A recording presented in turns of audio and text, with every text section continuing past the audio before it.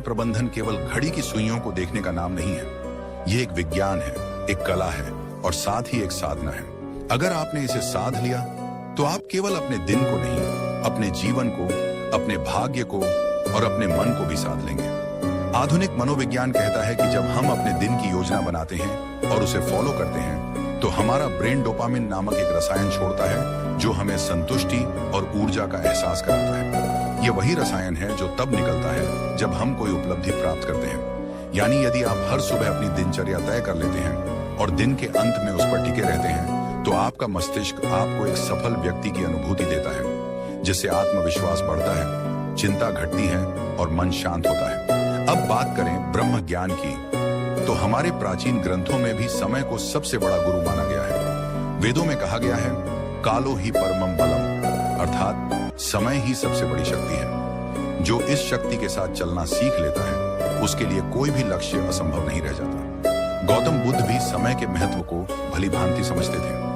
उन्होंने एक जगह कहा था, जो व्यक्ति एक क्षण को भी व्यर्थ नहीं जाने देता वह जीवन को पूर्णता के साथ जीता है।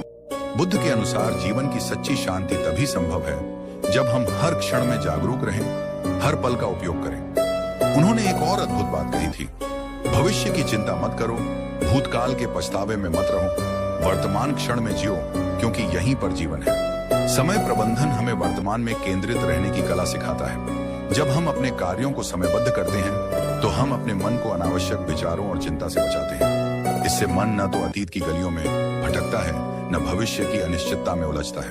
वह ठहरता है, जागता है और नियंत्रण में आता है। आधुनिक समय में अगर कोई व्यक्ति कहता है मेरे पास समय नहीं है, तो असल में वह कह रहा है मेरे पास प्राथमिकता तय करने की कला नहीं है।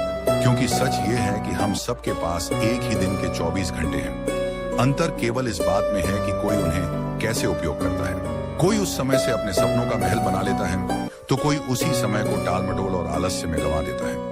एक और मनोवैज्ञानिक शोध ये बताता है कि जब कोई व्यक्ति अपने कामों को प्रॉपर टाइम फ्रेम में बांट देता है तो उसकी निर्णय लेने की शक्ति और आत्मनियंत्रण सेल्फ कंट्रोल में 35% तक की वृद्धि देखी जाती है। यानी समय की सही योजना न केवल काम में सहायता करती है बल्कि मनोबल और मानसिक स्थिरता को भी बढ़ाती है।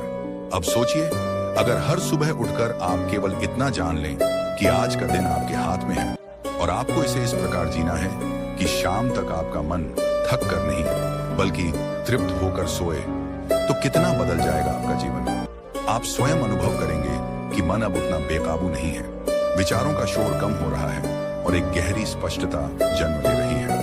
समय का सही प्रबंधन एक तरह से अपने आप से किया गया सबसे सुंदर वादा है कि मैं अपने जीवन को अनमोल मानता हूं और इसे यूं ही व्यर्थ नहीं जाने दूंगा। और जब ये भाव मन में दृढ़ हो जाता है तब मन भी उसी अनुरूप काम करता है, वह आपके नियंत्रण में आने लगता है। तो यदि आप अपने मन को नियंत्रित करना चाहते हैं, शांत और स्थिर बनाना चाहते हैं, तो अपनी दिनचर्या को पुनः रचिए, हर घंटे का हिसाब रखिए और सबसे जरूरी, हर पल को पूरी जागरूकता और गहराई से जीने की आदत डालिए। जब मन देखेगा कि आप समय का सम्मान कर रहे हैं तो वह भी आपको सम्मान देगा। दोस्तों, क्या आप जानते हैं, हम सबके भीतर एक ऐसी शक्ति है जो अगर जाग जाए तो न कोई डर टिक सकता है, न कोई चिंता, न कोई भ्रम। लेकिन अफसोस की बात यह है कि आज की भाग दौड़ भरी जिंदगी में हम उस शक्ति से बिल्कुल कट चुके हैं। मन एक भटकती हुई हवा बन गया है, कभी अतीत के पछतावे में उलझा हुआ तो कभी भविष्य की चिंता में डूबा हुआ। और यही सबसे बड़ा कारण है मानसिक अशांति का, नींद ना आने का, अकेलेपन का और आत्मविश्वास की कमी का। आज हम बात करने जा रहे हैं ध्यान की, यानी मेडिटेशन की। ये सिर्फ कोई साधना नहीं, ये कोई ट्रेंड नहीं, ये कोई वेस्टर्न तकनीक नहीं, बल्कि ये हमारी ही आत्मा का द्वार है जिससे होकर हम अपने भीतर के सच्चे स्वरूप तक पहुंच सकते हैं। हर दिन कुछ ही मिनट का ध्यान आपके पूरे जीवन की दिशा बदल सकता है और यह कोई अतिशयोक्ति नहीं है, ये विज्ञान भी मान चुका है और ब्रह्म ज्ञान भी बार बार इसी बात की पुष्टि करता है। जब आप ध्यान करते हैं तो सबसे पहले जो होता है वो यह कि आपका मन स्थिर होता है।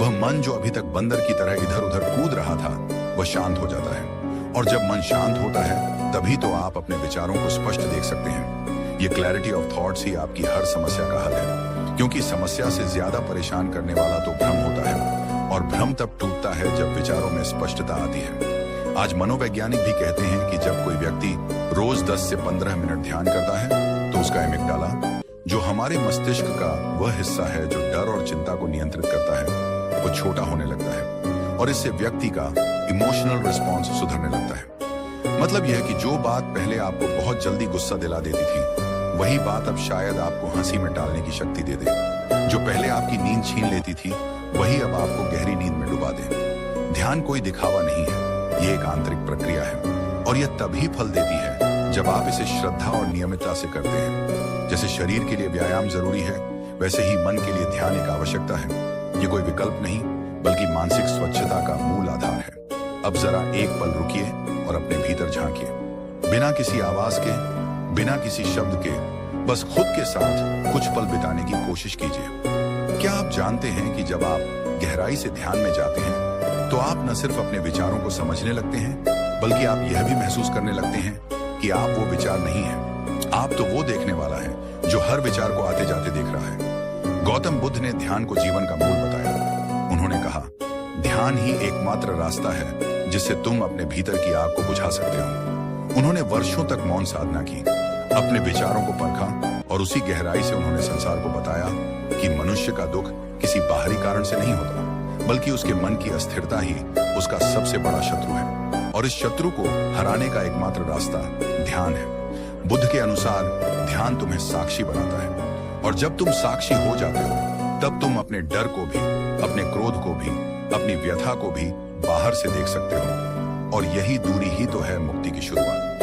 आज जितना समय हम बाहरी चीजों पर खर्च कर देते हैं, मोबाइल स्क्रॉलिंग, टीवी देखना या बेवजह की बातचीत, अगर उसी में से हम सिर्फ 15 मिनट अपने लिए, अपने मन के लिए दे दें, तो सोचिए हमारा जीवन कितना बदल सकता है। ध्यान करने के लिए किसी विशेष स्थान या किसी विशेष पद्धति की आवश्यकता नहीं, बस शांति हो, एक कोना हो और हो थोड़ी सी इच्छा खुद को समझने की, खुद से मिलने की। आप चाहे तो आंखें बंद करें, अपनी सांसों पर ध्यान दें, चाहे तो ओम का उच्चारण करें, चाहे तो सिर्फ मौन रहें। तरीका कोई भी हो सकता है, लेकिन परिणाम हमेशा एक ही मिलेगा, शांति, गहराई और भीतर की शक्ति। ध्यान हमें सिखाता है कि शांति बाहर नहीं, भीतर है।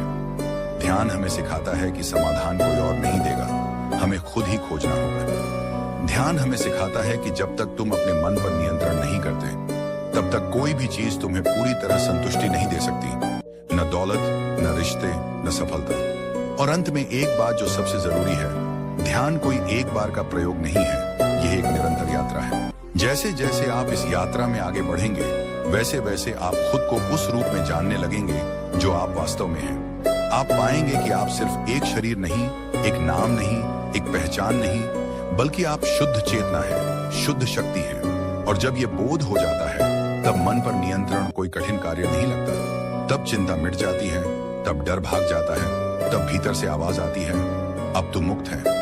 और ठीक यहीं से हमारी अगली विधि की शुरुआत होती है, जो इस शुद्ध चेतना को और अधिक गहराई से पहचानने की ओर हमें ले जाएगी। जब जीवन की आपाधापी हमें थका देती है, जब विचारों का शोर इतना बढ़ जाता है कि अपने ही मन की आवाज सुनना मुश्किल हो जाता है, तब हम अक्सर मानसिक शांति की तलाश में भटकते हैं। हर कोई यही सोचता है, कैसे अपने मन को काबू में लाया जाए, कैसे इस बेचैनी से बाहर निकला जाए, कैसे अपने जीवन को फिर से संतुलित किया जाए। आज हम बात कर रहे हैं उसी खोज के अंतिम पड़ाव की, मन को कंट्रोल करने की 5 शक्तिशाली विधियों में से 5वीं विधि की, जो दिखने में सरल है लेकिन इसके पीछे छुपी है अनंत शक्ति। यह विधि है शारीरिक व्यायाम, यानी रेगुलर फिजिकल एक्सरसाइज।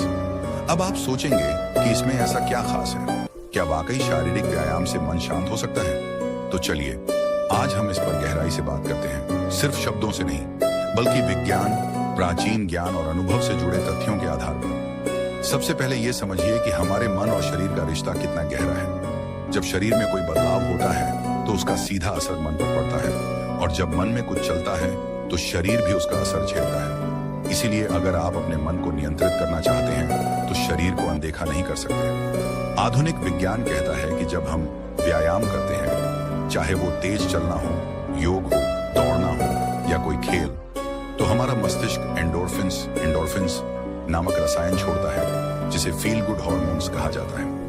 यह वही रसायन है जो हमें सुकून देता है, तनाव को कम करता है और मन को स्थिर करता है। यही कारण है कि जो लोग रोजाना व्यायाम करते हैं, वे मानसिक रूप से ज्यादा स्थिर, शांत और सकारात्मक बने रहते हैं। अब अगर हम प्राचीन ब्रह्म ज्ञान की ओर देखें तो वेदों और उपनिषदों में भी कहा गया है, शरीर माध्यम खलु धर्म साधनम, अर्थात यह शरीर ही धर्म पालन का पहला साधन है। जब शरीर स्वस्थ होगा तभी मन भी अनुशासित होगा और जीवन का लक्ष्य प्राप्त